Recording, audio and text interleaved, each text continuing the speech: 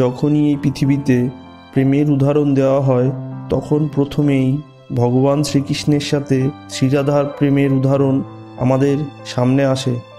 ভগবান শ্রীকৃষ্ণের সাথে শ্রীরাধার প্রেমকে পরমাত্মার সাথে জীবাত্মার মিলন বলা হয়ে থাকে।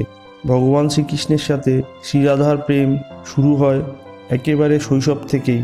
যখন ভগবান শ্রীকৃষ্ণের বয়স মাত্র 8 বছর, তখন থেকেই শ্রীরাধার সাথে ভগবান শ্রীকৃষ্ণের এই নিষ্কাম দৈবপ্রেমের অধ্যায় শুরু হয়।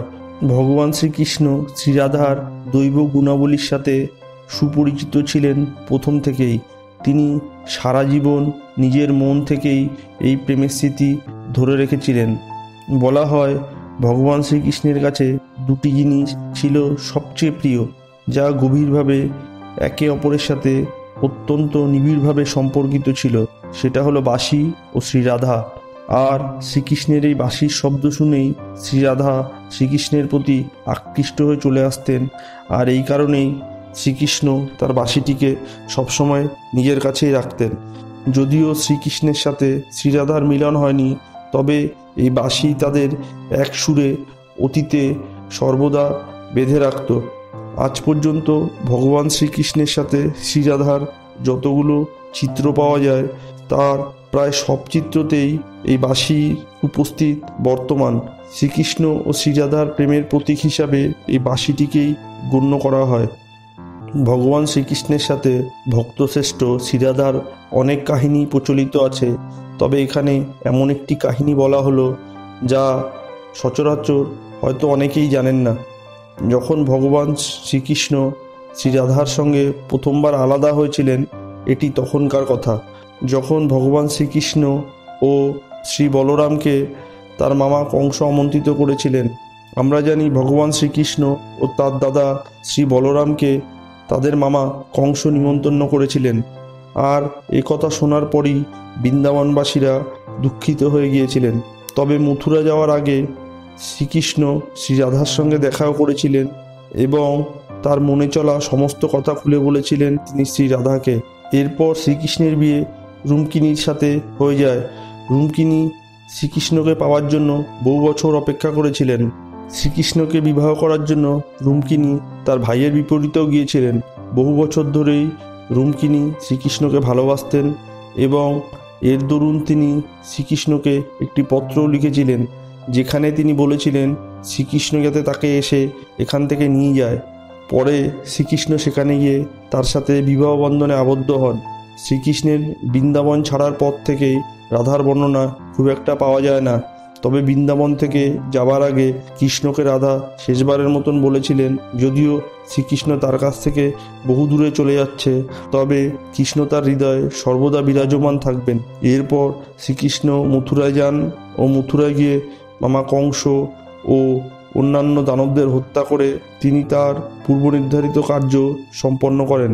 শ্রীকৃষ্ণের বৃন্দাবন ছাড়ার পরেই রাধার জীবন অন্য রাস্তায় পৌঁছে যায়, যেখানে রাধা বিবাহ বন্ধনে আবদ্ধ হন এক যাদবের সাথে, যার পর তিনি তার জীবনের সমস্ত সম্পর্ক নিষ্ঠার সাথে পালন করেন।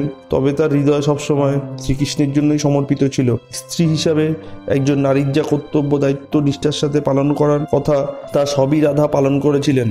অন্যদিকে ভগবান শ্রীকৃষ্ণ যে কারণের জন্য পৃথিবীতে জন্মগ্রহণ করেছিলেন, তিনি তার কার্য সুসম্পাদন করেন। সব দায়িত্ব থেকে মুক্তি পাওয়ার পর শ্রীরাধা শেষবারের মতন তার প্রিয় শ্রীকৃষ্ণের সাথে দেখা করতে গিয়েছিলেন।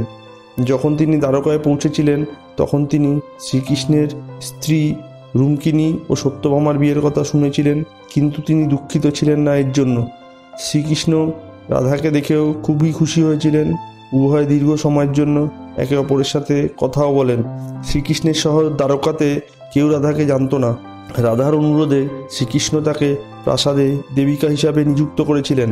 রাধা সারাদিন প্রাসাদেই থাকতেন এবং প্রাসাদ সম্পর্কিত নানা রকম কাজগুলি দেখাশোনা করতেন, আর সুযোগ পেলেই তিনি শ্রীকৃষ্ণকে দেখতেন। কিন্তু প্রাসাদে শ্রীরাধা আগের মতন শ্রীকৃষ্ণের সঙ্গে আধ্যাত্মিক সংযোগ অনুভব করতে পারতেন না। তাই রাধা প্রাসাদ থেকে দূরে চলে যাওয়ার সিদ্ধান্ত নিয়েছিলেন। তিনি ভেবেছিলেন দূরে চলে গেলেই তিনি শ্রীকৃষ্ণের সঙ্গে গভীর ঘনিষ্ঠ সম্পর্ক স্থাপন করতে পারবেন। তিনি কোথায় যাচ্ছেন তা তিনি নিজেও জানতেন না, কিন্তু ভগবান শ্রীকৃষ্ণ জানতেন ধীরে ধীরে সময় চলে আসে যখন শ্রীরাধা সম্পূর্ণ একাকী ও দুর্বল হয়ে পড়ে।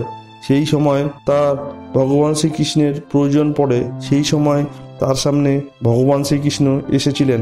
তারপর ভগবান শ্রীকৃষ্ণ শ্রীরাধাকে বলেন যেন রাধা তার কাছ থেকে কিছু দাবি করেন।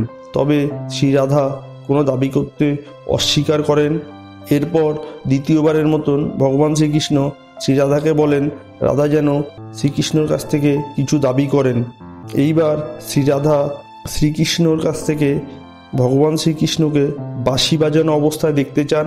আর সেই সময় শ্রীকৃষ্ণ তার বাঁশি বের করে মধুর সঙ্গীত বাজাতে শুরু করেন।